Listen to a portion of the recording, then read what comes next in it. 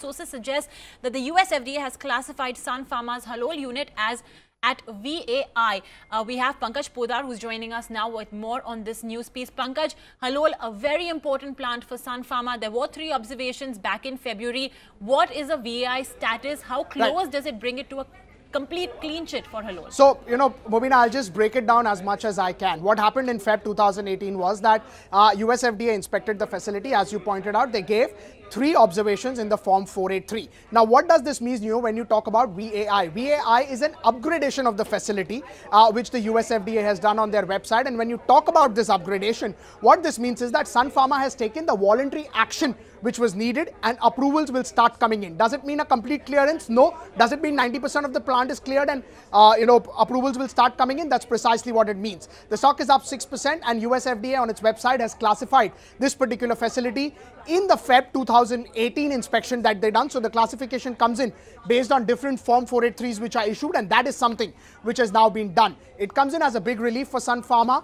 The plant should now get clearance, or clearance has come in, and it's just a matter of time that the Form 483 is being lifted. It's one of the biggest facilities that they have. It contributes the maximum to their entire sales from US, and that's the key reason why this is an important one as far as Sun Pharma is concerned. We have Amay Chalke of HDFC now joining us. Amay, the pharma stocks are buzzing today. Just now we can check from the USFDA website that Sun Pharma's Halol facility, Feb 2018, which is the latest inspection that they have done, has been classified as a VAI. Can you tell for our viewers, what does this mean? Is it good news? So this is the key reason why the management had clarified that second half of FY19 they would see Halol getting cleared, basically, because they had this confidence, because the inspection status is VAI, where obviously we are expecting this warning letter to get lifted anytime soon, basically. Right. So what does this essentially mean? In the second half, once the voluntary action has been initiated, approvals will start coming in. Yes, because warning letter need to be lifted first. Then only I guess the approvals will start flowing in, basically, from that facility. Just talk to us about the importance of this facility, if not a timeline. Why is this facility important? So most of the injectable products have been filed from this facility. There are many other complex oral solid also which they have filed from this facility. So those approvals were not coming in because of this warning letter. So obviously once this warning letter is lifted, you would see a flurry of approvals coming in from for the US market. However, the visibility on the generic side of the approval is still not very high.